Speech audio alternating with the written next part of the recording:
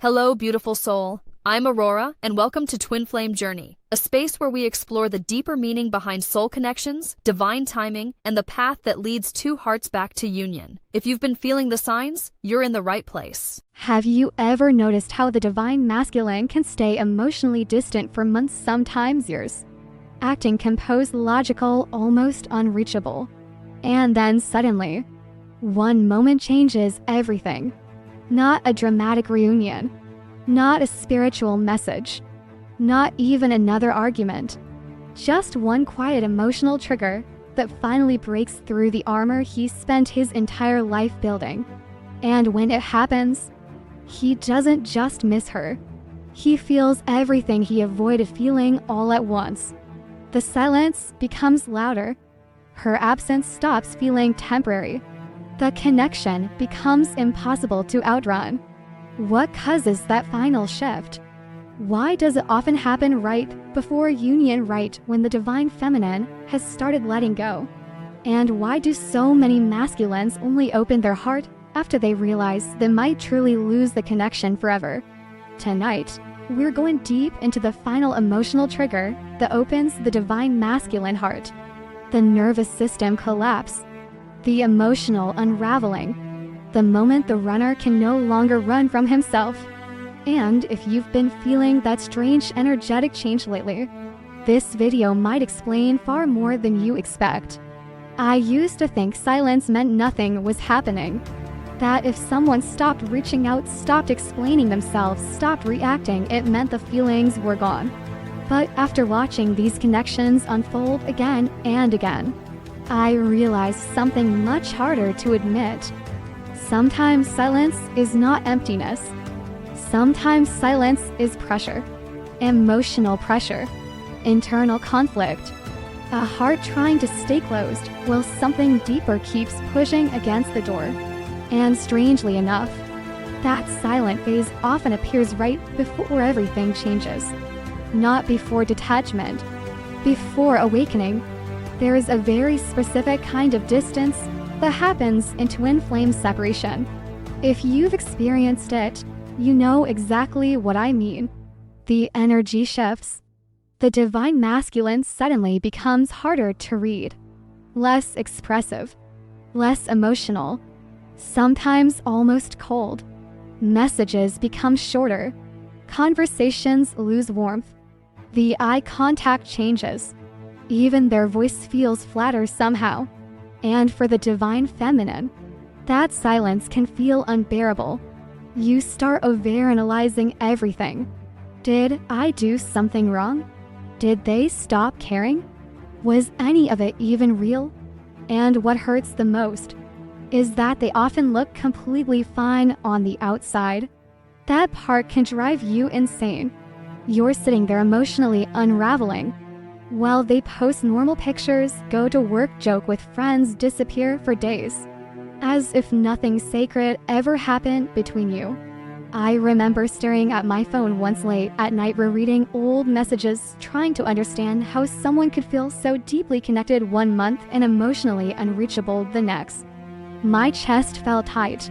My nervous system wouldn't calm down. Even silence from them felt loud. And yet, what I eventually discovered changed everything. The divine masculine often becomes the quietest right before the emotional walls begin cracking internally. Not externally, internally. And those are two very different things. See, many masculines are not trained to process overwhelming emotional intensity in real time. They're trained to contain it, suppress it, outrun it. Especially when the connection feels bigger than anything they can logically explain. That's the part people rarely talk about. The divine masculine is not always emotionally absent. Sometimes he's emotionally overloaded. There's a difference. One disconnects because nothing is felt. The other disconnects because too much is felt at once. And the body responds differently to those two experiences. You can actually see it sometimes if you pay close attention. The distant stare, the emotional hesitation, the delayed responses, the sudden exhaustion, almost like their nervous system is trying to shut down stimulation it cannot regulate. And honestly, I think many feminines misread this stage completely. Not because they're foolish, because the silence feels personal. Of course it does. When someone stops emotionally meeting you where they once did, your heart immediately assumes rejection. But deep underneath that silence, something else is often happening. The masculine starts fighting himself, not the connection, himself. One part wants to move closer. Another part panics the moment intimacy becomes too real. And that contradiction creates emotional paralysis. You can feel love and fear simultaneously. People do it every day, especially people who learned early in life that vulnerability was dangerous. Sometimes the masculine pulls away after moments of deep closeness, not because the connection failed, but because it succeeded. Too deeply, too quickly, too honestly. And suddenly they're standing face to face with emotions they can no longer control through logic. That terrifies them more than most people realize. I remember hearing someone say once, if he cared, he wouldn't disappear. At the time, I agreed. Now, I think reality is far more complicated than that. Some people disappear precisely because they care more than they know how to handle. Not maturely, not healthily, but truthfully. And no, that doesn't justify hurting someone. Silence can wound deeply. Avoidance leaves scars. Emotional inconsistency creates confusion that lingers for years. But if you look beneath the behavior itself, you sometimes find a person internally collapsing under emotions they were never taught how to carry. That's the uncomfortable part. The part nobody glamorizes. The divine masculine often looks emotionally controlled externally while internally experiencing complete emotional chaos. And during this phase, the feminine usually senses it before seeing proof of it. That's what makes this journey so psychologically exhausting. You feel shifts before evidence appears. You feel tension in conversations, distance in eye contact, emotional static underneath ordinary interactions. Little things start standing out. The pause before they respond, the way they suddenly avoid certain conversations, how their energy changes after moments of closeness. Sometimes they even seem irritated after emotional intimacy. That one confused me for a long time. How could someone become distant immediately after sharing a beautiful moment? Until I understood something critical. For emotionally avoidant people, closeness itself can trigger fear. Not because they don't want love, because love activates vulnerability, and vulnerability activates loss of control. So after intimacy, their nervous system scrambles to regain emotional distance again, and the feminine feels that withdrawal instantly. The room changes, the energy changes, even the silence between words changes. I think that's why this stage hurts so much. Nothing is fully ending, but nothing feels stable either. You exist in emotional limbo, and the hardest part, your intuition keeps whispering that something deeper is happening underneath the surface, even while your human side feels abandoned. That contradiction can break a person emotionally. I've seen feminines doubt themselves completely during this phase. They start shrinking emotionally, second-guessing their instincts, trying harder to fix the connection. More texts, more explanations, more emotional labor. Meanwhile, the masculine grows even quieter, not always from cruelty, sometimes from overwhelm, sometimes from shame, sometimes from the terrifying realization that this connection is changing them internally in ways they cannot stop. And here's where things become even more complicated. The masculine often does not fully understand what's happening to him during this phase either. People assume runners are fully conscious of their behavior. Many are not. They just know something feels emotionally intense beyond explanation, and their automatic response is retreat. Work harder. Stay busy. Distract themselves. Numb out. Focus on practical life. Anything to reduce emotional exposure. But emotions buried alive do not stay buried forever. That's the important part. Silence builds pressure, especially when genuine love exists underneath the fear. Eventually, the quiet becomes unbearable even for them. The avoided emotions begin leaking through cracks. Late at night, in random memories, in songs, in empty moments after distraction fades. And despite how calm they may appear externally, internally something has already started shifting.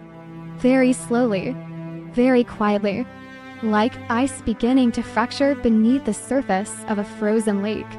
You cannot fully see it yet, but the structure is weakening. That's why this stage is so deceptive. From the outside, it looks like nothing is happening. Inside, everything is happening. The masculine is approaching a threshold emotionally, and often neither person realizes it yet. Not the feminine waiting in confusion, not the masculine hiding behind silence, but beneath the distance, beneath the avoidance, beneath the emotional shutdown, the heart is already beginning its fight to reopen. And once that process truly begins, the connection changes forever. Even if separation continues for a while longer, even if silence still exists externally, something irreversible has already started internally. The armor is no longer holding the same way it used to. And eventually, that inner pressure will force something to surface. Emotion, truth, grief, longing, regret, maybe all of it at once. But before the breakthrough comes, there is almost always this strange silence first. The silence before the storm. The silence before the heart finally admits what it can no longer suppress. And in the next chapter, we're going deeper into the painful illusion many divine masculines cling to during separation. The belief that time itself will eventually kill the connection.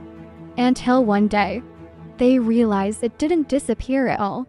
It only grew louder in the silence. Silence is not always emotional absence. Sometimes it is emotional overload hiding behind distance, avoidance, and fear. The divine masculine may appear calm externally while internally struggling against feelings powerful enough to change his entire sense of self. I remember believing distance would eventually make the attachment fade. That if enough time passed, enough silence, enough distractions, the emotions would finally loosen their grip.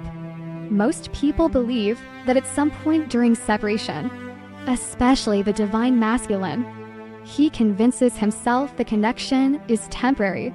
Intense, yes. Confusing, absolutely. But temporary. So he waits for time to do what he cannot do emotionally. Erase her, or at least reduce the intensity enough for him to breathe normally again. And honestly, at first, it almost seems like it's working. The conversations stop. The emotional reactions settle down. Daily life resumes. He goes back to work, focuses on responsibilities, keeps moving. Sometimes he even enters another relationship. And from the outside, it can look convincing. That's the painful part for the divine feminine. Watching someone appear fine while you're still carrying the emotional aftermath of the connection in your body every single day. I've spoken to so many people who said the same thing during separation. How can they move on so easily? But what people often mistake for emotional freedom is emotional compartmentalization. There's a difference. The divine masculine frequently survives emotionally by placing difficult feelings into mental boxes, not processing them, containing them, temporarily. He tells himself, it was too intense. It wasn't practical. I need to focus on reality. I just need more space. And underneath all those explanations, there's usually one deeper hope quietly hiding there. If enough time passes, maybe I won't feel this anymore. But time behaves strangely with soul-deep connections, especially unresolved ones. It doesn't always erase emotion. Sometimes it distills it. At first, the absence feels manageable. Then the memories start returning unexpectedly. Not dramatic memories either. That's what catches him off guard. It's never just the big moments. It's the ordinary details that begin haunting him. The way she looked at him when he was exhausted. The softness in her voice during quiet conversations. The nervous smile before saying something vulnerable. Tiny things. Human things. And they arrive suddenly. While driving. While standing in line somewhere. While hearing a random song in a grocery store. 1 second he feels completely normal. The next, his chest tightens for no obvious reason. And he doesn't understand why. That confusion becomes important later. Because many divine masculines expect emotions to disappear logically. They think feelings should follow decisions. I chose distance, so eventually I should stop caring. But the nervous system doesn't work that way, especially after emotionally significant bonds. The body remembers what the mind tries to suppress. And eventually, the emotional residue begins leaking through daily life. I remember one person describing it perfectly. He said, "I thought I missed her occasionally. Then I realized she was somehow present in almost every quiet moment of my day." That's when the separation begins changing psychologically. Not when he misses her.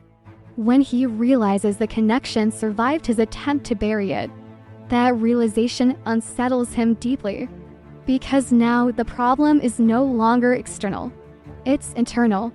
He can avoid conversations, avoid contact, avoid vulnerability, but he cannot fully escape his own emotional memory anymore. And this is usually the phase where distraction intensifies. More work, more social activity, more stimulation. Some masculines start overcommitting themselves professionally. Others throw themselves into routines.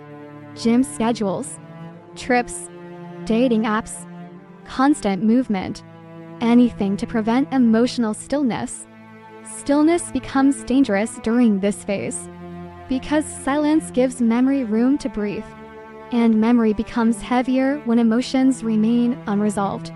The strange thing is, the feminine often senses this before receiving any confirmation. That intuitive feeling that despite the silence, despite the distance, something inside him is becoming louder, not quieter, but externally, he may still appear detached. And that contradiction is emotionally brutal, especially for the feminine who interprets external behavior literally. I remember staring at someone once during separation thinking, if this connection affected you the way it affected me, how are you functioning so normally? What I didn't understand yet was that many masculines are functioning through suppression, not peace. Those are not the same thing. Suppression can look very calm externally, sometimes frighteningly calm, but internally, the emotions remain active underneath the surface tension. And eventually life starts triggering them in unexpected ways. That's another thing nobody prepares you for. The connection starts showing up through ordinary life experiences. A phrase someone says, a perfume scent, a specific street at night, a certain type of silence. And suddenly, there she is again emotionally, not physically, energetically, psychologically. Almost like the bond attached itself to his sensory memory. He may try to rationalize it. Everybody remembers old relationships. But deep down, he knows this feels different. He knows most connections do not linger inside the nervous system this intensely, especially after long periods of separation. And that realization creates another layer of fear. Because now he begins questioning himself. Why can't I fully move on? Why do I still feel this? Why does her absence still affect me physically? That last part matters more than people realize. Real emotional bonds are not only mental. They become somatic. The body reacts. Sleep patterns shift. Appetite changes. Random anxiety appears. Emotional heaviness arrives out of nowhere. And often the masculine keeps trying to outrun these sensations logically. But logic cannot fully dissolve emotional imprinting, especially when love carried genuine vulnerability. I think one of the saddest parts of this stage is that many masculines do not talk to anyone about it. Not really. They might mention missing someone casually, but they rarely reveal the depth of internal conflict happening underneath. So they suffer privately, quietly, sometimes for years. And meanwhile, the feminine thinks, if they cared, surely they would say something. But caring and emotional readiness are not always synchronized. That's one of the hardest truths in these connections. Someone can deeply feel you and still lack the emotional capacity to face what those feelings require, especially if vulnerability threatens the identity they built around control. And time slowly exposes that internal conflict, because eventually, the distractions stop producing the same emotional relief. That's when things become dangerous emotionally for the masculine. The silence he once used as protection starts becoming painful instead. At first, silence felt safer than intimacy. Now silence feels heavy, empty, almost haunted. I remember hearing someone explain it like this. When we were talking, I was overwhelmed. When we stopped talking, I thought I'd finally feel peace. Instead, I just felt her absence everywhere. That sentence stayed with me because it captures the paradox perfectly. The masculine often mistakes distance for emotional freedom, until distance itself becomes the thing that hurts. And once that realization begins, the emotional walls weaken quickly, not always visibly, but internally, very internally. Late nights become harder. Random emotional memories become stronger. Regret begins slipping through, especially regret around moments he emotionally withdrew. That part can become brutal. He starts replaying interactions differently now. The moments he dismissed, the vulnerability she offered, the patience she carried, and suddenly memories that once felt emotionally manageable start carrying emotional weight. Heavy weight. The kind that sits in your chest at 2 a.m. when the world gets quiet. And that's usually when the first true emotional crack appears. Not during conflict, not during chasing, not during emotional intensity, during absence, during the unbearable realization that the connection did not fade with time the way he expected it to. It deepened underground, quietly, and now he's forced to face something terrifying. What if this wasn't just another relationship? What if this connection changed him permanently? That question alone can unravel years of emotional suppression, especially for someone who built their identity around staying emotionally composed. Because now the heart begins challenging the mind directly. And once that battle starts, the masculine cannot fully return to emotional numbness again. Not completely. Something has already awakened underneath the silence. Something persistent. Something alive. And in the next chapter, we're going into the moment that changes the entire energetic dynamic between the divine masculine and divine feminine. The moment she stops chasing. Because strangely enough, that's often when he finally feels the full emotional gravity of losing her. Time does not always erase deep emotional connections. Sometimes separation removes distractions long enough for buried feelings to rise fully into awareness. What the divine masculine hoped would fade through distance often grows stronger in silence, memory, and emotional absence. I used to think love was something you had to maintain through effort, through reaching out, through explaining yourself one more time, through trying to stay emotionally available even when the other person was disappearing. But there comes a moment in this kind of connection when effort starts feeling like self-abandonment. Not suddenly, not dramatically, slowly, quietly, almost invisibly. At first, the divine feminine keeps trying.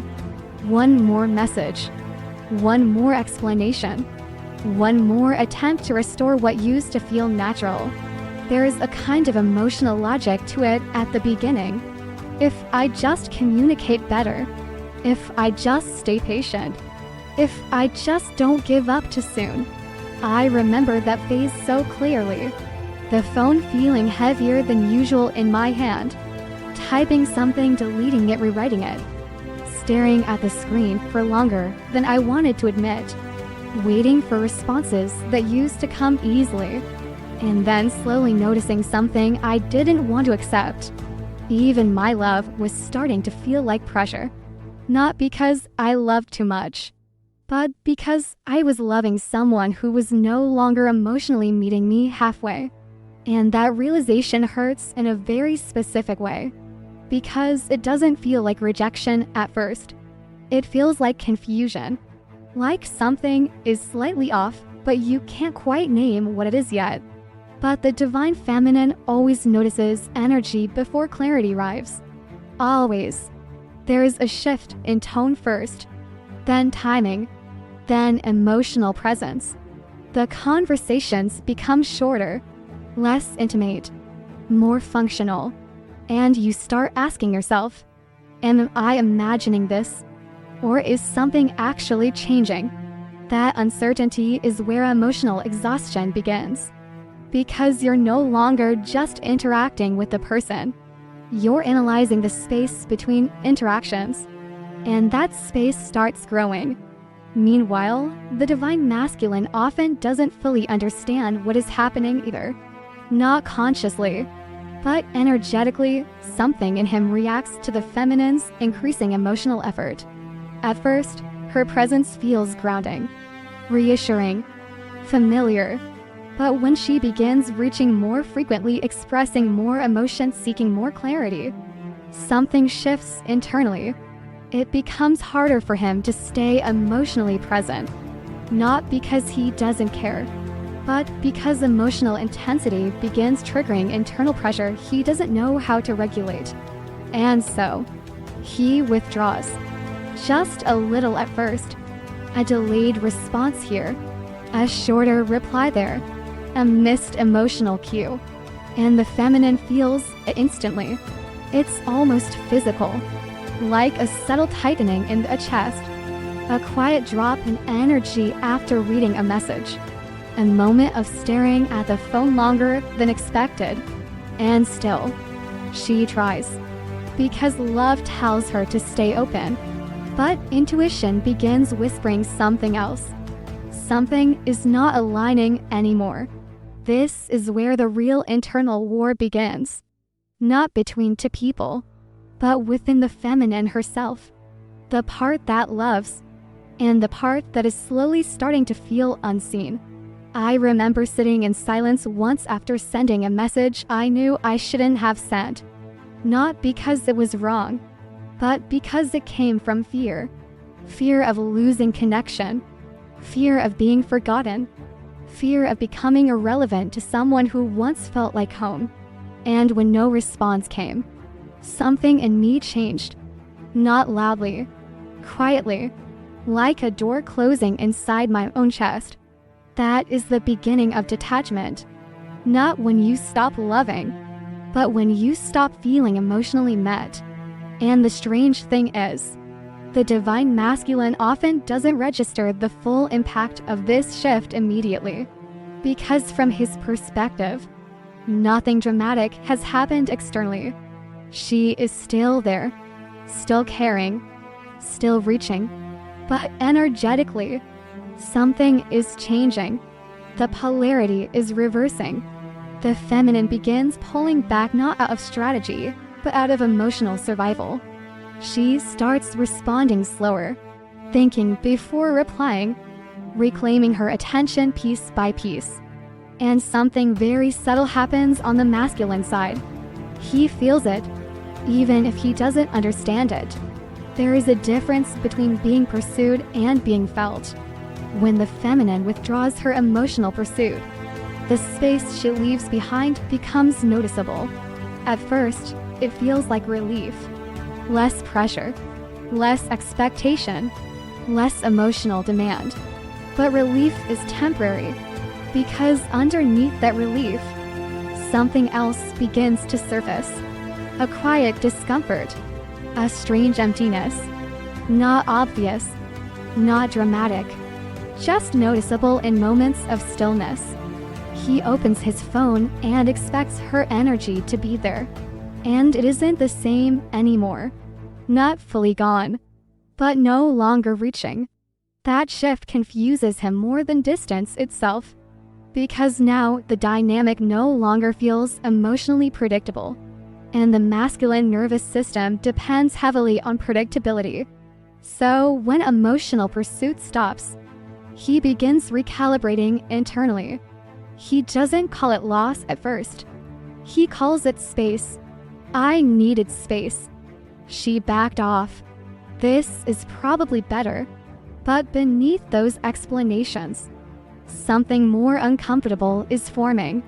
The absence of emotional reach begins activating awareness. Not immediately, but gradually, like a signal slowly increasing in volume. And here's the part most people misunderstand. The feminine pulling away is not always a strategy. It is often a collapse of emotional capacity. She simply cannot keep giving into a space that no longer returns emotional presence. There is a moment where the nervous system says, I cannot continue this pattern without losing myself. And when that moment arrives, something powerful happens.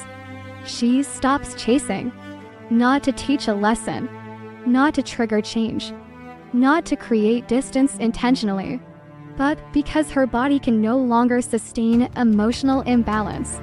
And that is the moment everything begins to shift. Because now the masculine is no longer being emotionally carried. And for the first time, he feels the structure of the connection without constant emotional input from her side. It's like stepping out of warmth into cool air. At first, he doesn't interpret it deeply, but the emotional system notices. The feminine silence has weight. Her absence has presence. And the masculine begins experiencing something unfamiliar. He starts remembering her in moments she is not actively present in. Not because she is doing anything, but because his system no longer has external emotional stimulation to override internal feeling. This is where memory becomes louder. This is where emotional awareness begins to form beneath resistance. I remember someone describing it like this. I didn't realize how much I was emotionally leaning on her presence until she stopped reaching. That sentence holds a quiet truth. Because emotional pursuit creates an invisible bridge. And when that bridge is no longer actively maintained, you suddenly become aware of the distance. Not as a concept, but as a feeling. The feminine, meanwhile, enters a very different internal space. It is not peace at first. It is disorientation. Because letting go of pursuit does not immediately bring clarity. It brings withdrawal. Like emotional detox. There are moments of doubt. Did I give up too soon? Should I have tried harder? What if this was the moment everything changed? And then, beneath those thoughts, something deeper begins stabilizing. Self-return. Slowly, imperfectly, but real. And this is where the emotional polarity begins reversing completely. Because the feminine is no longer overextending, and the masculine is no longer receiving constant emotional energy to stay in passive comfort. Now both systems are forced into awareness. The feminine becomes more grounded in herself. the masculine becomes more aware of absence, not as punishment, but as reality. And in that space, something begins to stir inside him, a recognition he didn't expect. Not yet longing, not yet regret.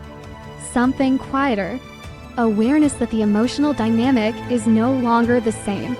And once that awareness forms, there is no returning to ignorance. Something has already shifted. The connection is no longer being maintained in the same way, and the silence between them is no longer empty. It is alive, carrying everything that was never fully expressed. And in the next chapter, we will go into the moment where this silence transforms into something far more intense than either of them anticipated. The final emotional trigger, the one that begins breaking through everything he once used to stay distant. When the divine feminine stops chasing, it is rarely a strategy, it is emotional exhaustion reaching its limit. And in that absence of pursuit, the divine masculine begins to feel the true weight of emotional distance for the first time, not as logic, but as presence. I used to believe awakening would look dramatic, a sudden confession, a breakthrough conversation, some emotional explosion that finally forces everything into clarity.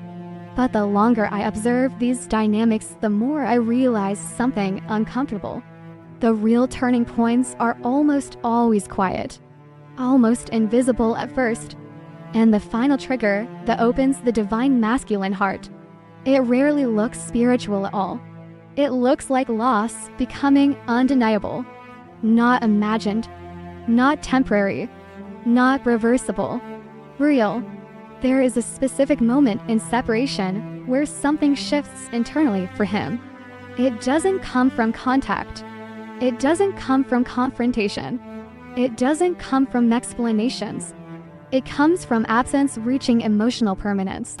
I remember someone describing it to me in a way that stayed with me.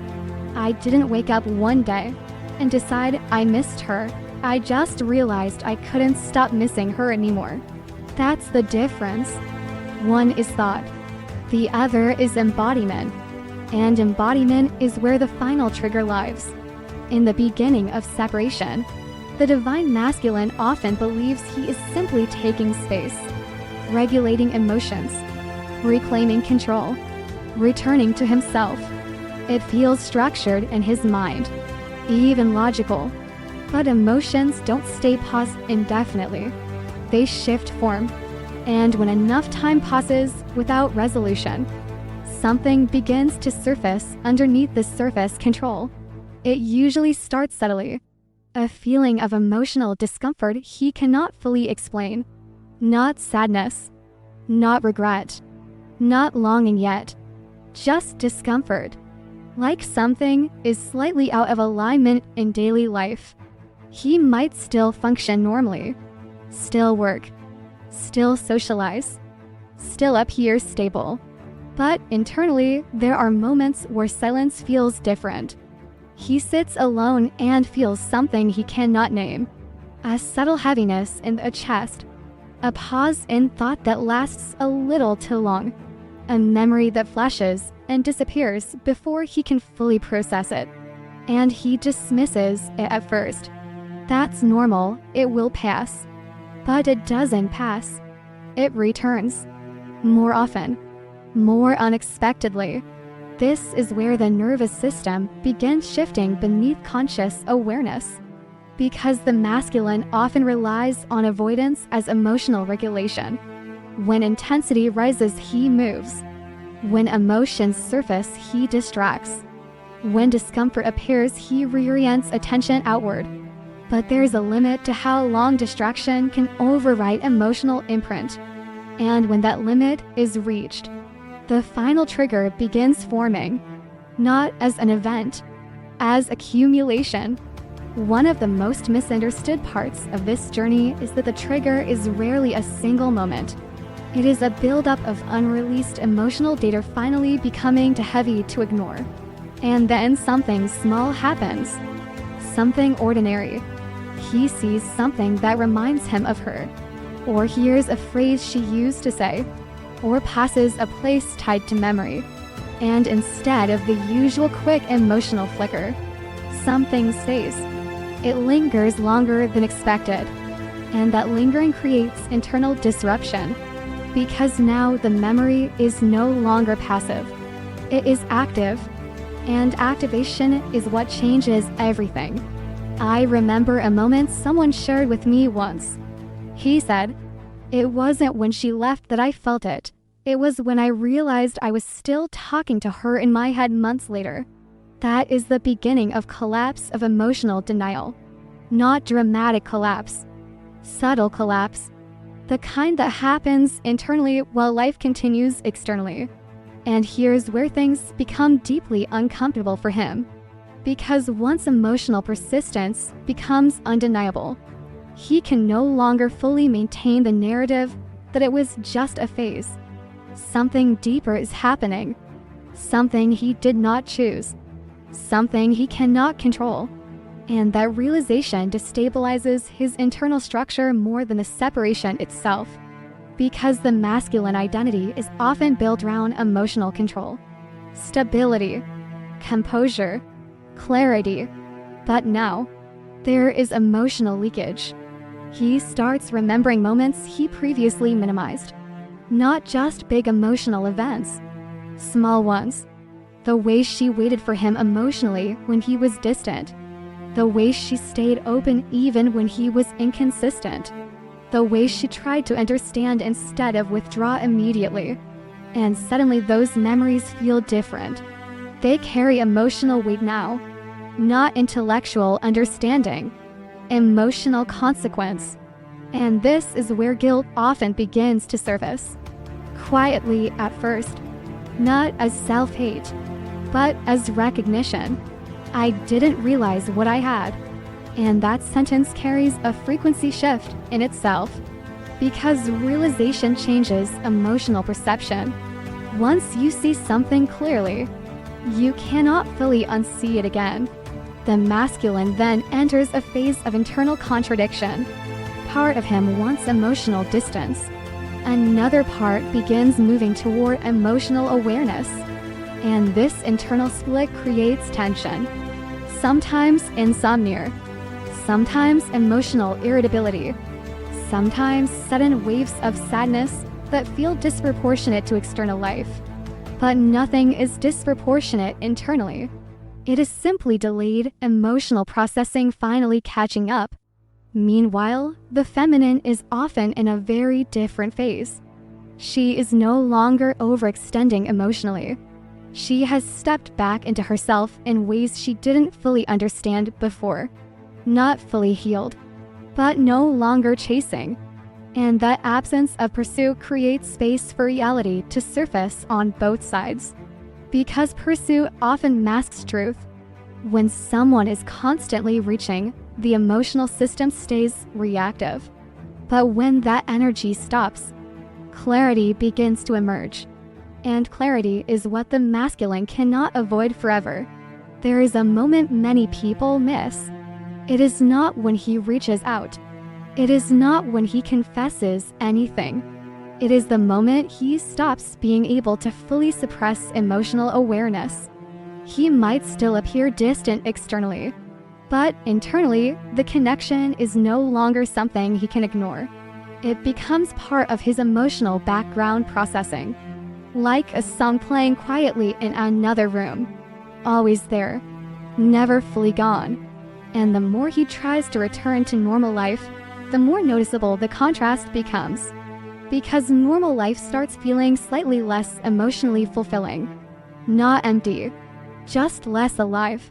And that subtle shift is one of the most powerful indicators of the final trigger beginning to activate. I remember reflecting on this once and thinking, it's not that he suddenly realizes everything, it's that he can no longer pretend nothing happened. That distinction is critical.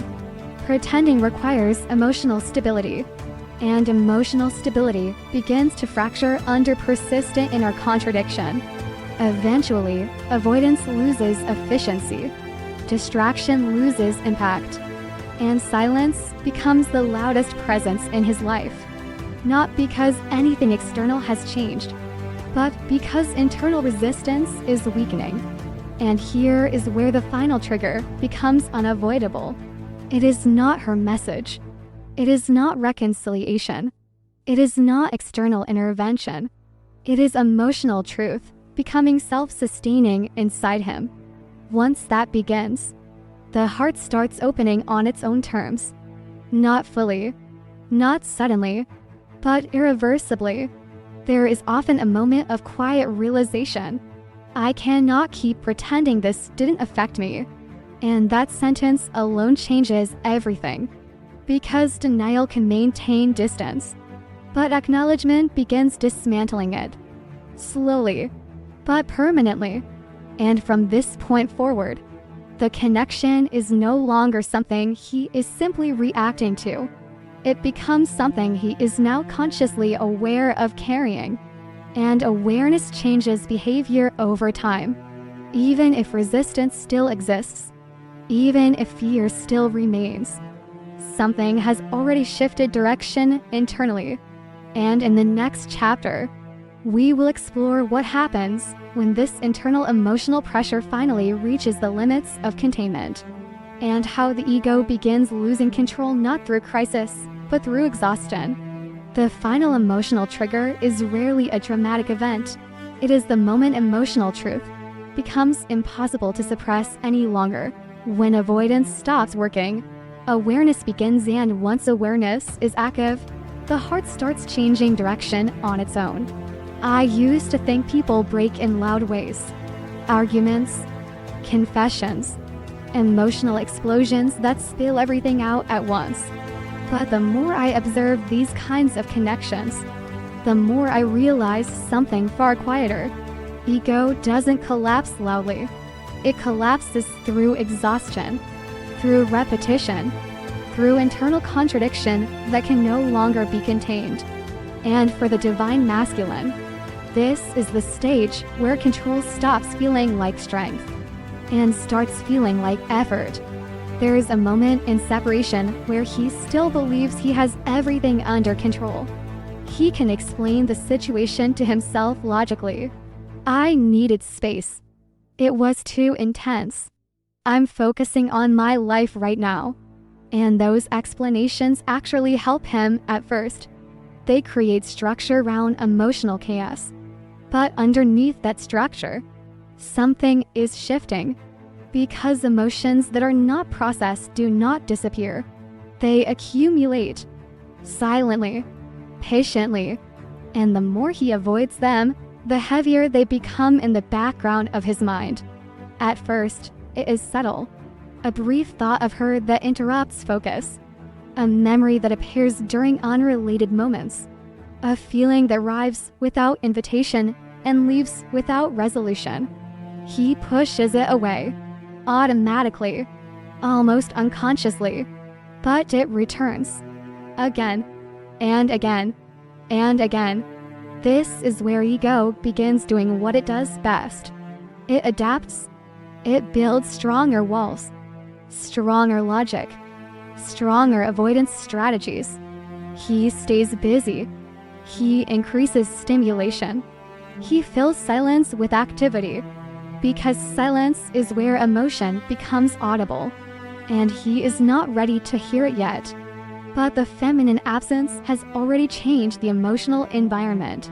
There is less emotional feedback now, less grounding presence, less soft regulation he may not have realized he depended on. And without that stabilizing energy, his internal world becomes more noticeable, more active, less controllable. I remember someone describing it in a way that felt painfully honest. I didn't realize how much emotional stability she gave me until I no longer had access to it. That realization doesn't arrive immediately. It builds slowly, until one day, control starts slipping in small, yet meaningful ways. He reacts differently to things that wouldn't have affected him before. He feels irritated for no clear reason. He becomes more emotionally withdrawn even in normal interactions. And internally, there is confusion, because from his perspective, nothing major is happening. But internally, everything feels slightly off balance. And ego hates imbalance, because ego is built on predictability, on emotional regulation through control. So when emotions begin surfacing unpredictably, ego responds by tightening its grip. More control, more rationalization, more suppression. But suppression has limits, especially when the emotional source is not external anymore. It is internal. This is where the real struggle begins. Because now he is not reacting to her presence. He is reacting to her absence. And absence is harder to control than presence. You cannot argue with it. You cannot distract it permanently. You cannot negotiate with it. It simply exists. And it becomes louder in moments he cannot escape. Nighttime, shower moments, long drives, quiet pauses between tasks. The spaces where life stops demanding attention. And emotional residue begins speaking. At first, it comes in fragments. A memory, a feeling, a sudden emotional heaviness in a chest. He dismisses it. But over time, those fragments start forming patterns. And patterns begin forming awareness. I keep thinking about her. Why is this still affecting me?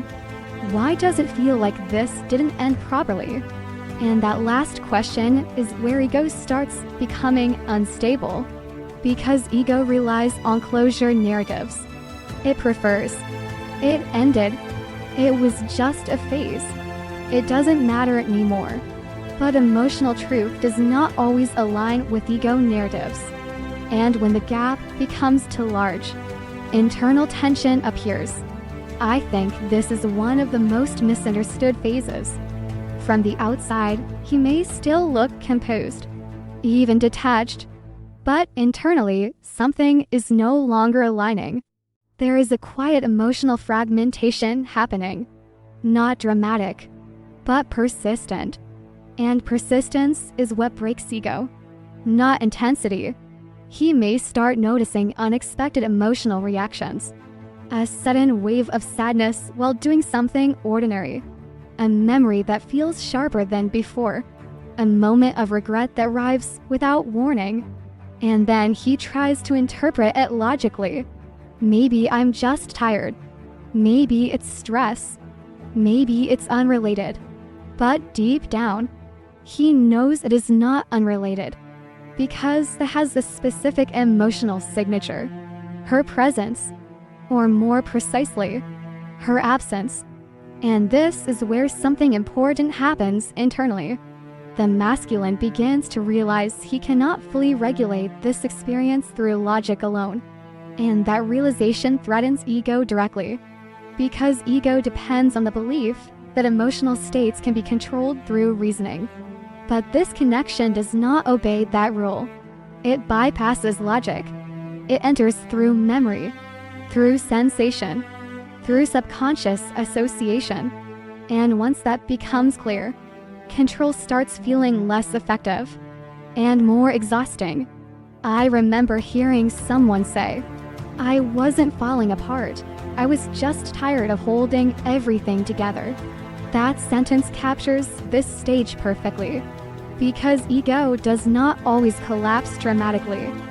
Sometimes it simply loses stamina, and as emotional suppression continues, fatigue begins to build. Not physical fatigue, emotional fatigue, the kind that makes even simple tasks feel heavier than usual, the kind that makes silence uncomfortable, the kind that makes thoughts feel louder than they should be. And ironically, the more he tries to regain control, the more noticeable the emotional instability becomes. Because suppression requires constant energy, and emotional truth requires none. It simply exists. Eventually, there is a shift. Not sudden, not obvious, but internal.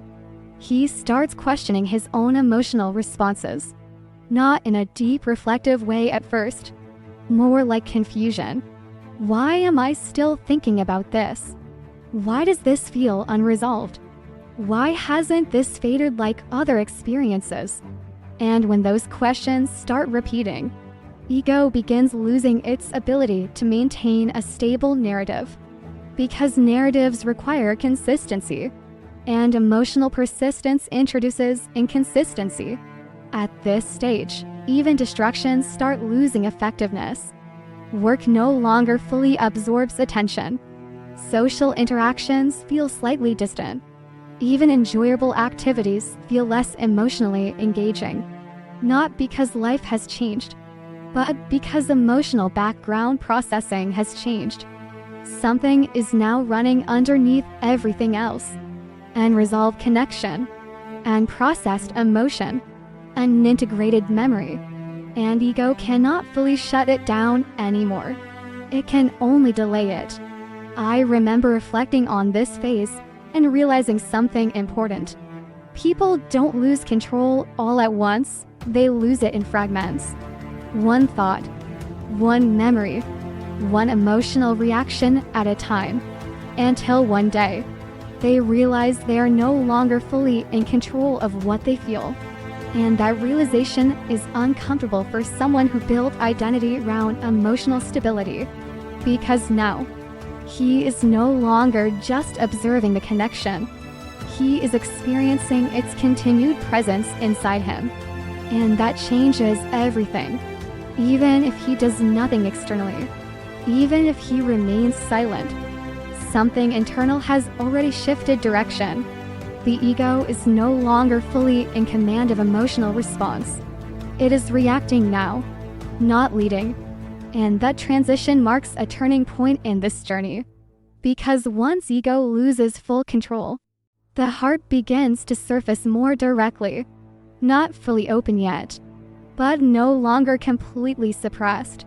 And in the next chapter, we will explore what happens when emotional memory stops being occasional and starts becoming constant presence inside his everyday life, where she is no longer just someone he remembers, but someone he cannot stop feeling.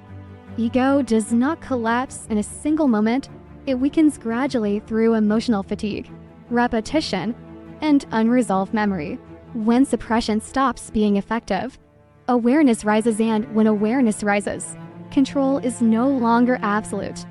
I used to think memories lived in the past, locked away somewhere in the mind, accessible but separate from daily life, something you could open or close depending on focus. But I've learned something far more unsettling. Some memories don't stay in the past, they move into the present, quietly, gradually, almost invisibly. And for the divine masculine, this is the stage where separation stops being absence and starts becoming presence without form. It doesn't begin dramatically. There is no clear moment where he wakes up and realizes something has changed. It starts with small interruptions in normal life. He is doing something ordinary, working, driving, scrolling through his phone, talking to someone, and suddenly, a feeling appears.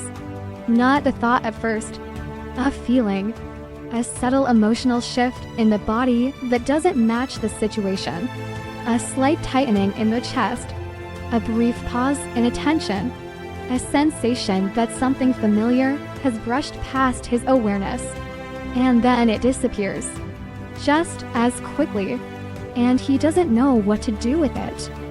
So he ignores it, but it comes back, not in the same way every time. Sometimes it is triggered by sound, sometimes by silence, sometimes by absolutely nothing identifiable at all. A random moment, a random memory fragment, a sensation that doesn't belong to the present. And slowly, the mind starts recognizing a pattern, even if he doesn't consciously admit it. Her presence is no longer confined to memory. It is appearing inside daily life, uninvited, unpredictable, and emotionally persistent. I remember someone describing it like this: I wasn't thinking about her, but somehow my body was. That distinction is important because this phase is not about conscious thought. It is about emotional imprinting becoming active. The nervous system begins to store relational memory in a way that can be reactivated by subtle cues. A tone of voice, a certain time of day, a specific emotional state, even internal silence. And when those cues appear, the emotional memory activates automatically, not as a story, but as sensation. And that is what makes it so powerful. Because you cannot argue with sensation the same way you argue with thoughts. The masculine might try to rationalize it at first. It's just nostalgia. It's normal to remember someone from the past. It doesn't mean anything deeper. But the experience does not behave like ordinary nostalgia. It is too frequent, too physical, too emotionally charged, and it begins interfering with neutrality. Neutrality is important here, because before this stage, he could think of her and feel distance. Now, distance is harder to access, even when she is not present in his life, even when nothing external has changed. Something internal keeps reactivating the connection, and it often happens at the most inconvenient times. He is laughing with friends and suddenly feels quiet inside. He is focused on work and suddenly loses concentration for a few seconds. He is trying to relax and a wave of emotional heaviness appears without explanation. And each time, there is a moment of confusion. What was that? That question becomes more frequent because emotional signals are no longer rare. They are repeating, and repetition creates awareness, even when resistance is still strong. I think this is where the masculine starts feeling something he cannot easily name. Not just missing someone, not just regret, not just memory, but emotional overlap, as if the timelines are running at once, the present moment, and something unresolved underneath it. And the unresolved part keeps bleeding into awareness. One of the most destabilizing parts of this stage is how ordinary triggers begin carrying emotional weight. A song he never paid attention to before suddenly feels charged. A place he passes daily starts feeling different. A specific time of night becomes emotionally active. Even silence changes texture. It stops feeling neutral. It starts feeling occupied. And this is where many masculines begin experiencing internal contradiction again. Because logically, nothing should feel different. But emotionally, everything does. And that gap creates tension. I remember someone saying, I would be completely fine until I wasn't. Nothing changed outside. But something kept changing inside me. That inside is the key. Because what is happening is not external attachment. It is internal activation. The emotional imprint of the connection is becoming self-sustaining. It no longer requires interaction to exist. It only requires memory access. And memory access happens constantly in subtle ways. The brain is always scanning, always associating, always linking present experience to stored emotional data. And once a connection has been deeply imprinted, it becomes part of that internal database, not as a file, but as a living emotional reference point. And this is where things start becoming difficult for him to ignore, because now even attempts at distraction are not fully effective. He can stay busy. He can engage with others. He can focus on external goals. But underneath all of that, something is still running, quietly, persistently, like background emotional noise that never fully shuts off. And over time, this creates fatigue, not emotional intensity fatigue, but emotional persistence fatigue. The feeling of something always being there in the background of awareness. Not loud enough to dominate, but consistent enough to prevent full emotional rest. And that is what slowly shifts internal perception. He begins noticing that he is not as emotionally neutral as he used to be. There are moments where he feels unexpectedly soft. Moments where he feels unexpectedly reflective. Moments where he becomes unusually quiet inside himself. And he may not connect these moments directly to her at first. But eventually, the association becomes undeniable. Because the pattern keeps repeating. And repetition removes ambiguity. I think one of the most painful realizations for him this stage is this. He is no longer able to fully separate her from his internal emotional landscape. She is no longer just a person he remembers. She is now part of how he feels reality. That is a very different experience. Because at that point, absence stops being absence. It becomes presence in another form. And presence without physical interaction is psychologically destabilizing. Because it cannot be resolved through action. You cannot do anything with it. You can only experience it.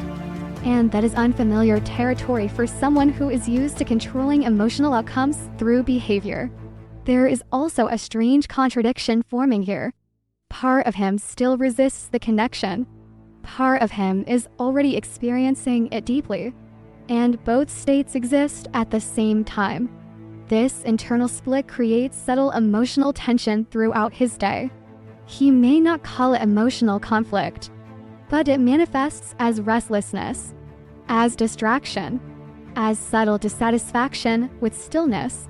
Stillness becomes revealing, and revealing becomes uncomfortable, because in stillness, there is no escape from what is present internally, and what is present internally is her, not as a thought, but as emotional residue embedded in awareness.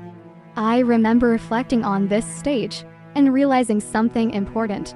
When someone becomes emotionally imprinted in your nervous system, you don't think about them more, you feel their absence inside moments they are not present in. That is the shift. And once that shift happens, the connection is no longer something external he can manage. It becomes part of his internal emotional architecture. And that changes everything. Even if he still appears composed, even if he still says nothing, something inside him is no longer in the same place it was before. And in the next chapter, we will explore what happens when this internal emotional weight finally begins isolating him from everything else, and how the deepest loneliness is not about being alone, but about feeling someone inside you who is no longer physically there. When emotional bonds are deeply imprinted, absence stops being neutral. It becomes active presence inside memory, sensation, and daily experience. The divine masculine begins to feel her not as a thought he recalls, but as an emotional field that quietly follows him through life. I think some people only understand their emotional hunger when the distractions stop working.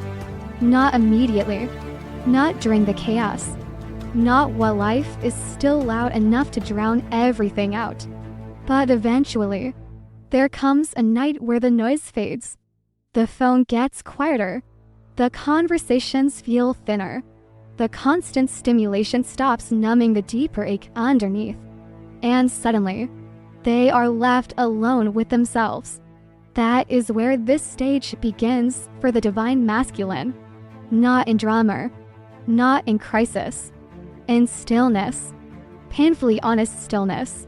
Because up until this point, he has survived through movement, work, responsibilities, routine, goals, distractions.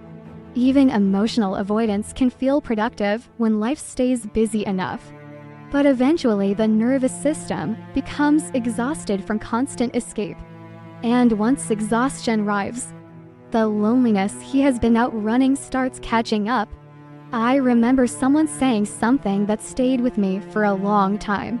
He said, "I didn't realize how empty I felt until everything around me finally became quiet." That sentence carries the entire emotional atmosphere of this phase. Because the loneliness here is not ordinary loneliness. It is not simply being alone. It is the realization that external life is no longer emotionally nourishing enough to suppress internal absence. And that realization changes him slowly from the inside out. At first, the loneliness appears in fragments. A strange emptiness after social interactions. A heavy feeling after coming home at night. A subtle emotional crash or moments that were supposed to feel fulfilling. This part confuses him deeply, because externally life may still look successful. He may still be functioning well, still accomplishing things, still surrounded by people. But emotionally, something feels disconnected, flat, like life lost a certain emotional texture he didn't appreciate until it disappeared. And the more he tries to recreate fulfillment externally, the more obvious the internal emptiness becomes. That is the cruel irony of this stage. Distractions that once worked beautifully now feel temporary. He laughs with friends, then feels hollow afterward. He immerses himself in work, then feels emotionally numb at night. He talks to new people, but something inside remains untouched. And slowly, he begins noticing a painful contrast. Attention is not the same thing as intimacy. You can be surrounded by people and still feel emotionally alone, especially after experiencing a connection that reached parts of you other relationships never touched. That's what begins haunting him here. Comparison. Not intentional comparison. Emotional comparison. He starts realizing how rare it felt to be emotionally seen by her. Not admired. Not desired. Seen. There's a difference. And once someone experiences the kind of emotional recognition, surface interactions begin feeling strangely incomplete afterward. I remember reflecting on this stage once and thinking, the hardest thing wasn't losing the connection, it was realizing how emotionally asleep everything else felt afterward. That realization can destabilize an entire identity. Because now the masculine starts questioning things he once felt certain about. His routines, his emotional habits, even his relationships with others. And this questioning does not feel empowering at first. It feels unsettling, because loneliness has a way of exposing emotional traits people spend years avoiding, especially men conditioned to survive emotionally through self-containment. This is where late nights become dangerous. Not physically, emotionally. The world gets quieter at night. There are fewer distractions, less stimulation, less performance, and in those quiet hours, the emotional residue becomes louder. He starts replaying moments differently now, not from ego, from ache. The conversations he cut short, the vulnerability he avoided, the emotional warmth he took for granted. And suddenly memories stop feeling abstract. They begin feeling alive. That's when loneliness changes form. It becomes grief. Not full grief yet, but the beginning of emotional mourning. Mourning what he lost. Mourning what he avoided.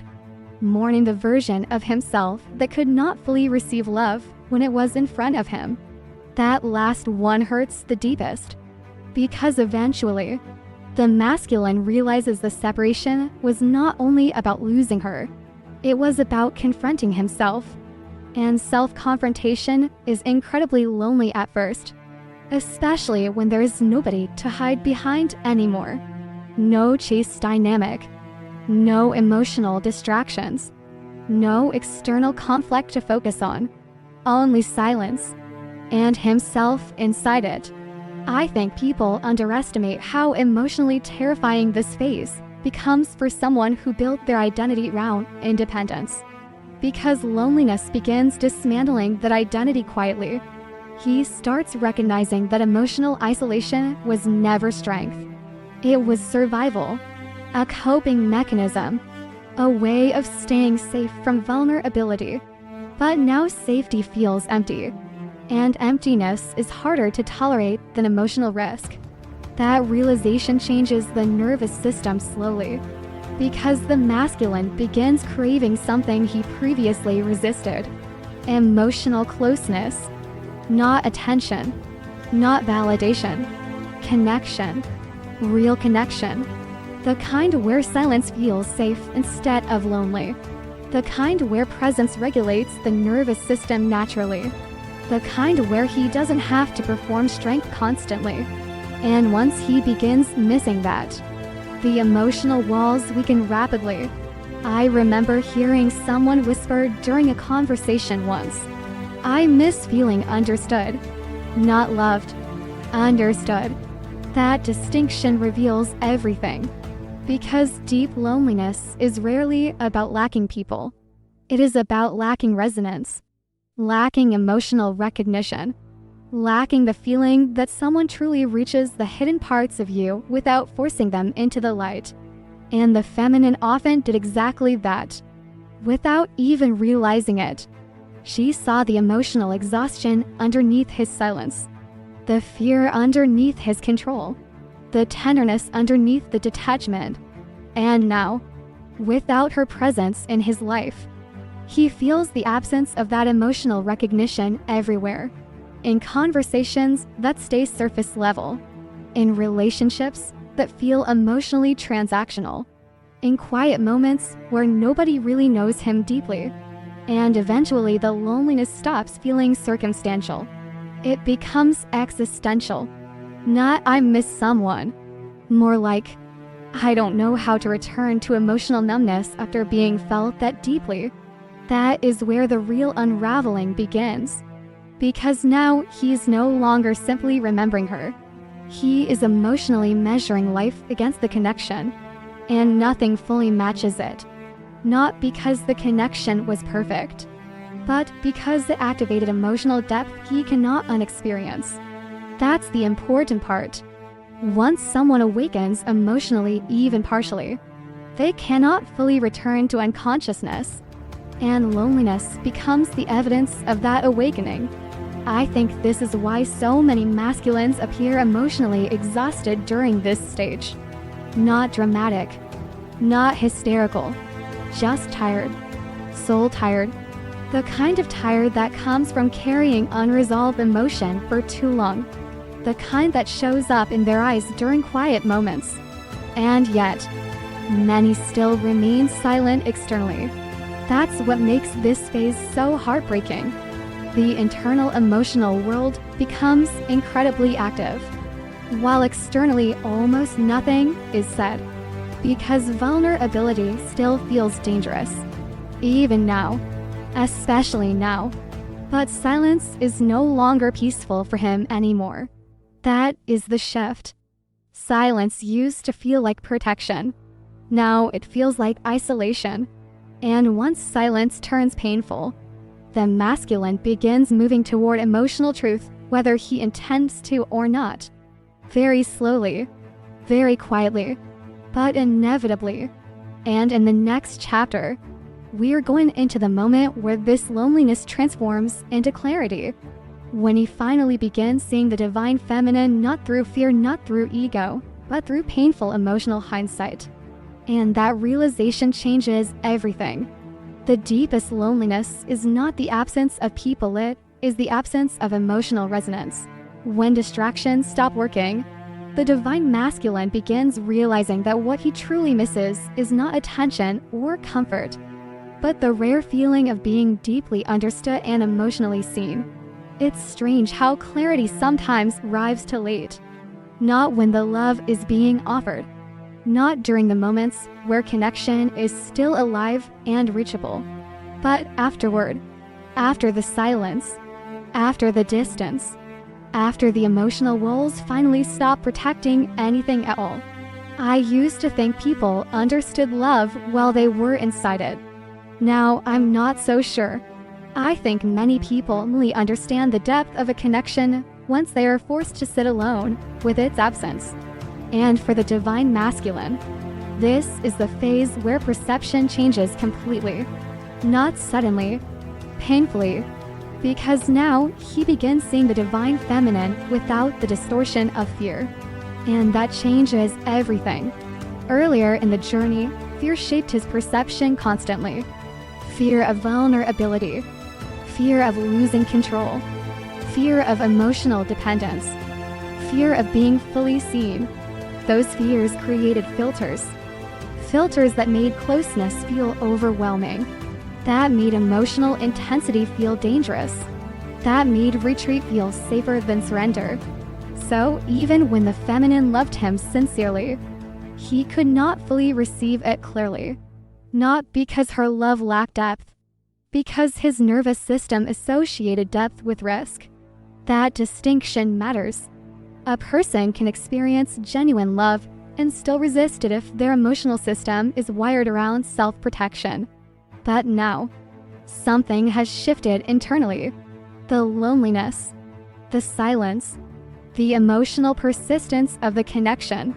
All of it has slowly weakened the defensive lens he once viewed her through. And for the first time, he begins remembering her differently. Not as emotional pressure, not as intensity, not as someone asking for too much, but as someone who genuinely tried to love him through his confusion. That realization hits harder than most people understand, because hindsight carries emotional honesty that fear suppresses in real time. I remember someone saying something once that felt almost unbearably human. He said, "I thought she was asking for too much. Now I realized she was asking for emotional presence I didn't know how to give." That sentence alone contains years of awakening, because this phase is not just about missing her. It is about finally understanding her, and understanding changes memory. Suddenly conversations replayed differently in his mind. Moments he once dismissed now feel meaningful. Moments he avoided now feel painful. Moments where she reached for him emotionally now carry tenderness instead of pressure. That emotional reinterpretation is one of the deepest turning points in the entire journey, because now, he is no longer defending himself against the connection internally. He is starting to feel the truth of it. And truth feels very different from intensity. Intensity activates defense. Truth activates grief. That's what begins surfacing here. Grief. Not only grief over losing her, grief over finally seeing clearly what he could not fully value while it was in front of him.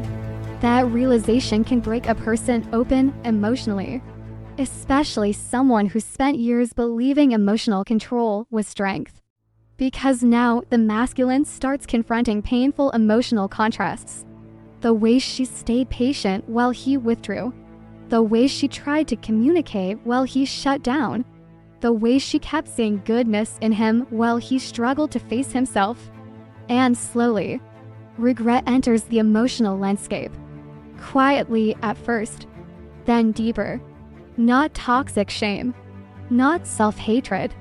Recognition, painful recognition. I hurt someone who genuinely loved me. That awareness changes the nervous system profoundly, because many masculines are not accustomed to emotionally revisiting their own behavior from the other person's perspective. But once the heart starts opening, empathy increases. And empathy changes everything. He begins feeling moments instead of just remembering them. That's the shift. He remembers her waiting for replies, her emotional exhaustion, her attempts to stay soft while silently hurting. And suddenly, the emotional impact of his distance becomes real to him. Not intellectually, somatically. He feels it in his body. That is where guilt often deepens. Because emotional awakening is not only beautiful, it is uncomfortable. Sometimes devastating. I think people romanticize awakening too much. They imagine peace, clarity, immediate understanding. But often the first stage of true emotional clarity is sorrow. The sorrow of finally seeing what fear prevented you from appreciating fully. And the masculine feels that here, deeply, especially during quiet moments, late at night, during reflection, during unexpected emotional memories. There are moments where he may physically pause while remembering her, a tightening in the chest, a heaviness behind the eyes, a feeling that arrives so suddenly interrupts thought itself. And what hurts most is that many of those memories now feel irreversible. That word becomes important here. Irreversible. Because hindsight creates awareness of consequences. He begins realizing certain moments mattered more than he understood at the time. Moments where she needed reassurance. Moments where she tried to stay emotionally open. Moments where his silence created wounds he minimized internally. And now, those moments return carrying emotional weight. Real weight. I remember reflecting on this phase once and realizing something painful. Sometimes people only understand the value of emotional safety after they become the reason it disappeared. That realization humbles the ego very quickly. Because now the masculine is no longer focused on protecting himself emotionally. He is confronting the impact of his protection mechanisms on someone he loved. And that changes the emotional equation completely. He starts seeing the feminine less as the person who overwhelmed me, and more as the person who loved me while I was emotionally unavailable. That realization softens him internally, not all at once, but steadily. And something else begins happening too. Admiration. Quiet admiration. He starts recognizing the strength it took for her to stay emotionally open for so long. The patience, the compassion, the emotional resilience. Things he once overlooked now become emotionally visible. And visibility creates longing, not only for her, but for the version of himself that might have met her differently if he had been emotionally ready. That is one of the deepest griefs in this journey. The grief of timing, the awareness that love existed, but emotional maturity lagged behind it. And for many masculines, that realization becomes the beginning of true vulnerability.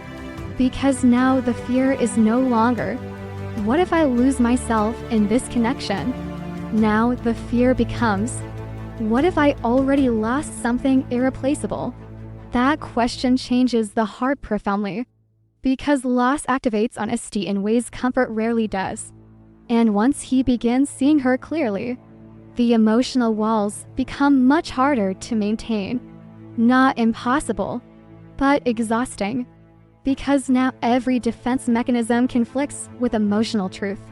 Silence no longer feels justified. Avoidance no longer feels empowering. Distance no longer feels emotionally neutral.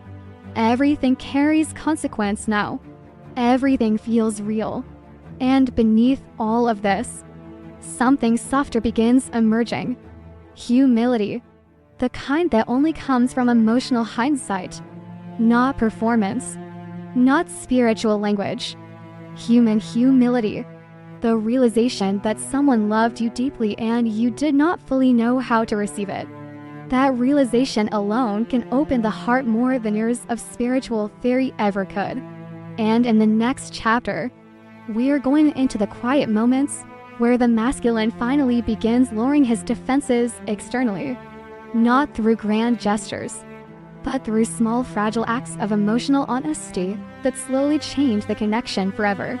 True emotional awakening often begins with painful clarity. When fear and ego lose their grip, the divine masculine finally sees the divine feminine not as pressure or intensity, but as someone who loved him sincerely while he was still struggling to love openly himself. I used to expect emotional breakthroughs to look dramatic. Tears, confessions, long conversations where everything finally pours out all at once.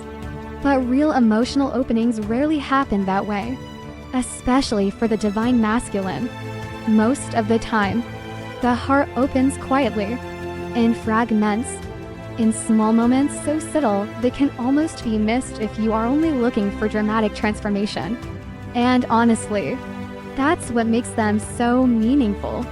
Because when someone who spent years hiding emotionally begins opening even slightly, every small gesture carries enormous weight underneath it. This stage often begins with hesitation, not certainty. The masculine feels the emotional shift internally long before he fully knows how to express it externally. That's important to understand. Awareness does not automatically create emotional fluency. He may finally understand what he feels, and still struggle deeply with expressing it, especially after long periods of emotional suppression. I remember someone describing this phase in a way that felt painfully accurate. He said, "I knew I wanted to reach out. I just didn't know how to cross the distance I created." That sentence holds so much human truth. Because by this point, the masculine is no longer emotionally disconnected. He is emotionally aware. But awareness brings vulnerability. And vulnerability feels terrifying after years of silence. So the heart begins opening carefully, tentatively, almost like someone learning to walk again after a long injury. The first signs are often incredibly small. A message typed and deleted several times before sending. A conversation extended slightly longer than usual. A sudden emotional honesty that surprises even him. And the feminine feels it immediately. Not because the words are perfect, but because the energy behind them changes. There is softness now, fragility, a kind of emotional sincerity that was missing before. Even pauses begin feeling different. I think people underestimate how intimate nervousness can be, especially from someone who usually hides emotion behind composure. The slight hesitation before speaking, the way their voice shifts during vulnerable moments, the brief silence after saying something emotionally real. Those moments reveal more than grand speeches sometimes, because they show effort, real effort, internal effort. And effort matters deeply when emotional avoidance has defined the connection for so long. I remember once noticing how someone suddenly held eye contact differently after separation. Not intensely, not performatively, just softer. Like the walls behind their eyes were no longer locked completely shut. That moment stayed with me more than any dramatic declaration ever could. Because emotional opening often happens through presence first, before language fully catches up, and the masculine usually experiences enormous internal conflict during this phase. Part of him wants closeness desperately now. Another part still fears emotional exposure. So, interactions can feel emotionally uneven at times. One moment deeply open, the next moment slightly withdrawn again. Not because the feelings disappeared, because vulnerability activates old survival reflexes. That's why healing is rarely linear, especially for someone unlearning emotional self-protection. I think this is where many feminines become confused again, because they expect awakening to erase fear immediately. But awakening often increases fear temporarily. Why? Because now the feelings are conscious. Now he understands what can actually be lost. And conscious love feels far more vulnerable than unconscious attachment. That realization shakes him deeply. Because before, he could retreat while minimizing the emotional impact internally. Now, every interaction feels emotionally significant. Even small ones. Especially small ones. A simple conversation can stay with him for hours afterward. A brief emotional exchange can replay repeatedly in his mind.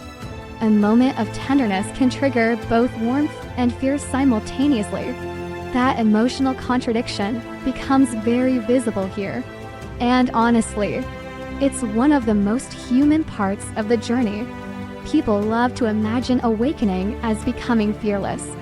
But real awakening often looks like trembling honesty, the courage to stay emotionally present while still feeling afraid.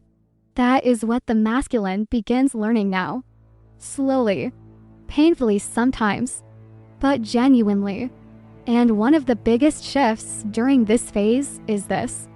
He stops trying to emotionally dominate the connection. Earlier stages were filled with avoidance, suppression, distance, emotional control. Now, there is surrender beginning underneath this surface. Not full surrender yet, but moments of it. Tiny moments. And those moments matter more than perfection ever could. I remember someone whispering during a conversation, "I don't know why this feels so hard to say." And that sentence alone revealed everything. Because what feels difficult is often what matters most emotionally. The masculine starts realizing vulnerability is not weakness. It is exposure. And exposure becomes survivable only through experience. One honest moment at a time. That's why these reconnection phases often feel emotionally delicate. Like both people are learning a new language together after years of misunderstanding silence. The feminine usually senses this intuitively. She notices the emotional effort behind seemingly ordinary actions, the extra openness, the intentionality, the emotional attentiveness that did not exist before. And she also notices something else. He listens differently now. That shift is profound. Earlier in the journey, many masculines listened defensively, trying to protect themselves from emotional overwhelm. Now they begin listening receptively, trying to understand, trying to stay present, trying not to run from emotional intimacy the moment it appears. That effort changes the entire energetic atmosphere between them. Conversations feel slower somehow, softer, more intentional. There are more pauses now, but the pauses no longer feel empty. They feel emotional, alive, like both people are carefully navigating something fragile and important. I think this is also where grief and love start existing together, because opening the heart means acknowledging the pain that came before. And there are moments where the masculine feels overwhelming regret during these interactions. Not dramatic guilt, quiet ache, the ache of realizing how much distance existed unnecessarily, the ache of seeing how long the feminine carried emotional weight alone. And sometimes the ache appears in subtle ways. A sudden silence during conversation, eyes lowering after an honest moment, a voice becoming softer unexpectedly. Human details, small details, but emotionally enormous. Because these moments reveal something deeper than attraction. They reveal emotional accountability beginning to form. And accountability changes the connection profoundly. For the first time, the masculine is no longer relating through defense. He is relating through awareness. And awareness creates emotional tenderness naturally. I remember thinking once, the heart doesn't reopen through force, it reopens through safety. That's exactly what happens here. Not perfect safety, not complete certainty, but enough emotional safety for honesty to survive longer than fear. And each honest moment builds something internally. Trust. Not only trust in the connection, trust in himself. Trust that vulnerability will not destroy him. Trust that emotional intimacy can exist without total loss of identity. That lesson transforms him slowly, because now he begins associating closeness with relief instead of danger. That shift changes everything. And while the connection may still feel fragile externally, internally something much stronger is forming. Emotional willingness. The willingness to stay, to feel, to speak, to remain emotionally present instead of escaping discomfort immediately. And that willingness is what prepares the connection for its next phase. Because union never begins with grand declarations. It begins with emotional availability becoming stronger than fear. One moment at a time. One conversation at a time. One vulnerable truth at a time. And in the next chapter, we're going into the deepest realization of the entire journey.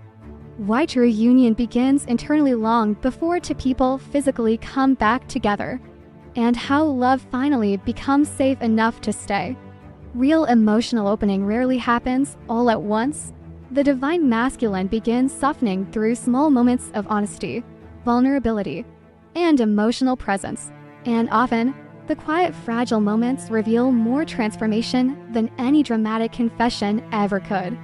The biggest realization surprised me completely. I used to think union meant one thing: two people finally coming back together. The message arrives. The conversation happens. The separation ends. That was the version of reunion I carried in my mind for a long time. But after watching these connections unfold over and over again, I realized something much deeper. Union begins long before physical reunion ever happens. It begins internally, quietly, in the nervous system, in emotional safety, in the moment fear slowly stops leading the connection.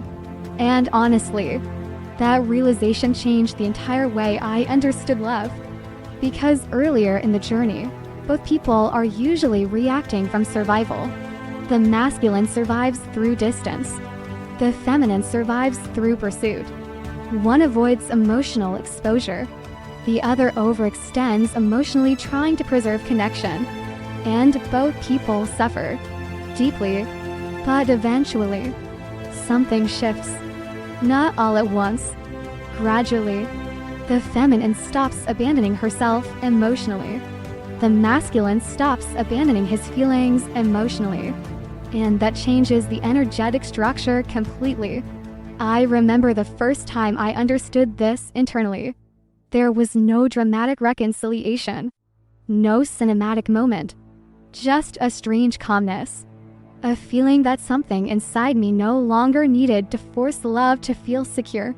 That feeling matters more than people realize. Because union is not built through emotional intensity alone. It is built through emotional safety. And emotional safety changes the nervous system first before it changes the relationship externally. That's why so many people misunderstand the later stages of the twin flame journey. They keep looking for signs of physical union, while ignoring the profound internal transformation already happening underneath. The masculine becomes softer emotionally, more present, more honest. The feminine becomes steadier, less reactive, more grounded in self-worth instead of emotional chasing. And slowly, the connection stops feeling like emotional survival. It starts feeling like emotional choice. That transition is everything. Because love cannot breathe properly inside constant fear. Fear of abandonment. Fear of vulnerability.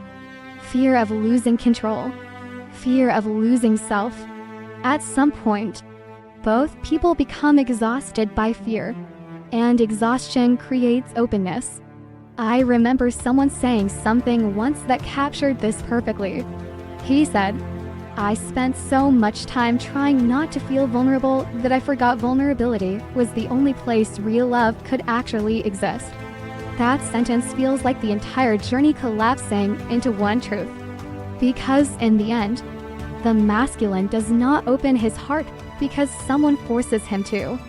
He opens because resistance becomes more painful than honesty. And the feminine does not find peace because the masculine changes overnight. She finds peace because she finally stops measuring her worth through emotional pursuit. Both people transform, differently, but simultaneously. That's the hidden union people rarely talk about. The internal reunion. The moment both nervous systems stop relating through old survival wounds. And once that happens, even the energy between them changes. Conversations feel calmer now, not emotionally numb. Safe. There is less performing, less testing, less emotional guessing, more honesty, more stillness, more presence. Even silence changes meaning. Earlier in the connection, silence created panic. Now silence can hold intimacy. That's one of the clearest signs emotional union has begun internally. Silence no longer feels threatening. It feels peaceful. And peace is something neither person knew how to create earlier in a journey. Because earlier stages were fueled by emotional activation, longing, fear, confusion, running, chasing. But mature love feels very different from activated attachment. It feels grounded, steady, almost strangely simple. I think that surprises people the most. After so much emotional intensity, the deepest stage of connection often feels quiet. Not empty quiet, regulated quiet. Like to nervous systems no longer trying to protect themselves from each other constantly. I remember noticing this once during a conversation. Nobody was trying to impress anyone. Nobody was over-explaining emotions. Nobody was withdrawing. There was just presence. Simple presence. And somehow, that felt more intimate than all the emotional chaos that came before. Because true intimacy is not emotional drama. It is emotional safety. The ability to exist honestly without performing armor constantly. That is what the masculine begins learning now. He starts realizing strength is not emotional suppression. Strength is emotional presence. The ability to stay open without fleeing discomfort immediately. And for many masculines, that lesson changes their entire identity. Because they were taught control equals stability. But love teaches something very different. Love teaches flexibility, softness, responsiveness, not weakness, humanity. I think this is also where forgiveness quietly enters the connection. Not forced forgiveness, earned softness. The feminine begins seeing the wounded person underneath the avoidance. The masculine begins seeing the exhaustion underneath her pursuit. And slowly, blame loses intensity. Not because pain didn't happen, but because understanding deepens. That understanding creates compassion. And compassion changes the emotional atmosphere profoundly. There are still conversations to have. Still healing to continue. Still trust to rebuild. But now both people are finally standing on the same emotional ground. Awareness. That changes everything. Because earlier in the journey, one person usually carried emotional consciousness for both. Now the masculine carries it too. Not perfectly, but genuinely. And that shared emotional awareness creates the possibility for real union. Not fantasy union. Not trauma-bonded intensity. Healthy emotional intimacy. The kind that can actually survive real life. I remember reflecting on this phase and realizing something important. The goal was never simply to reunite physically. The goal was to become emotionally capable of sustaining the connection without destroying yourselves in the process. That's the deeper transformation. And honestly, some people never reached this stage. Not because the connection wasn't real, but because emotional maturity requires choice. Repeated choice. The choice to stay conscious, to communicate, to remain emotionally available even when fear resurfaces. Because fear does not disappear forever. Even awakened people still feel fear. The difference is, they stop letting fear make every decision. That's real healing. And when the masculine finally reaches this point, you can feel the difference immediately. There is less emotional running, less confusion, less inconsistency, more sincerity, more grounded effort, more willingness to remain emotionally present during difficult moments instead of escaping them. That willingness changes the feminine too, because now she no longer feels like she must hold the emotional weight of the connection alone. There is reciprocity. Finally. And reciprocity heals nervous systems in ways words cannot fully explain. I think that's why the final stages of these journeys often feel unexpectedly emotional. Not because of dramatic passion, because of relief. Relief that love no longer feels like survival. Relief that honesty no longer feels impossible. Relief that both people can finally breathe inside the connection instead of constantly fearing it. And maybe that is the real meaning of union. Not perfection, not fantasy, not permanent emotional intensity, but to people becoming safe enough to stop hiding from each other and from themselves. That kind of love changes people permanently. Because once someone experiences emotional safety after years of emotional defense, they never see love the same way again. And if you are watching this while going through your own separation, I want you to remember something.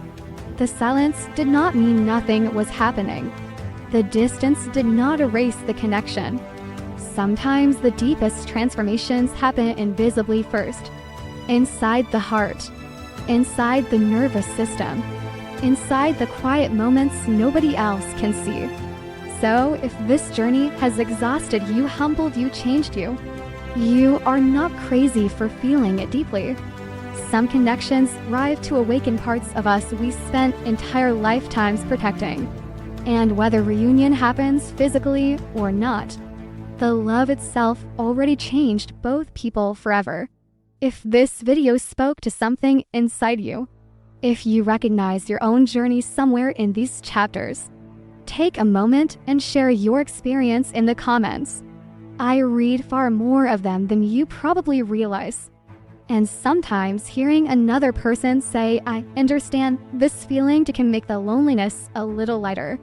And if you want more deeply honest conversations about twin flames, emotional awakening, separation, and healing, subscribe to the channel.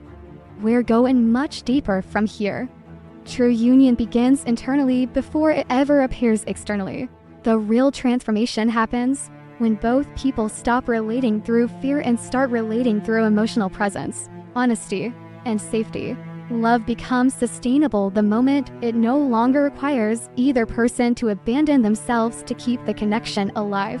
Thank you for spending this moment with me. If this message resonated with your soul, remember to subscribe and continue this journey with us here on Twin Flame Journey. And always remember, what is meant for your soul will always find its way back to you. Until next time, beautiful soul, trust the journey.